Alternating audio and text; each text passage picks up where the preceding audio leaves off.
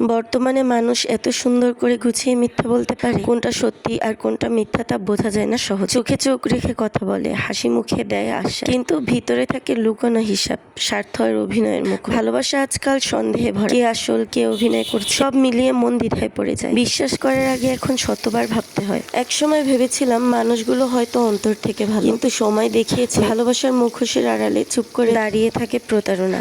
আজ আর কাউকে দোষ দিই না, নিজেকে প্রশ্ন করি কেন এত সহজে খুলে দিয়েছিলাম ভেতরের দরজাগুলো। নিজের ভাঙা টুকরোগুলো নিজেই জোড়া লাগাতে শিখেছি, আর শিখেছি ভুল মানুষ চেনার চেয়ে নিজেকে চিনে নেওয়াই বড় যুদ্ধ। একসময় বুঝতে শিখেছি আমি সবার জন্য থাকলেও কেউ আমার জন্য নেই। যাদের পাশে দাঁড়িয়েছিলাম তাদের জন্য রাত জেগে শুনেছিলাম কষ্টের গল্প, আজ তারা আমার খোঁজ রাখে না। জীবন বড় অদ্ভুত, যতদিন তোমার দরকার আছে ততদিনই তুমি মূল্যবান, কিন্তু একদিন যদি ক্লান্ত হয়ে বলো আমারও কষ্ট হয়, তখন দেখবে কেউ পাশে নেই। প্রয়োজন ফুরালেই সম্পর্ক বদলে যায়, এটাই বাস্তব। কেউ একা থাকতে চায় না, তবুও কখনো কখনো ভিড়ের মধ্যেও একা লাগে।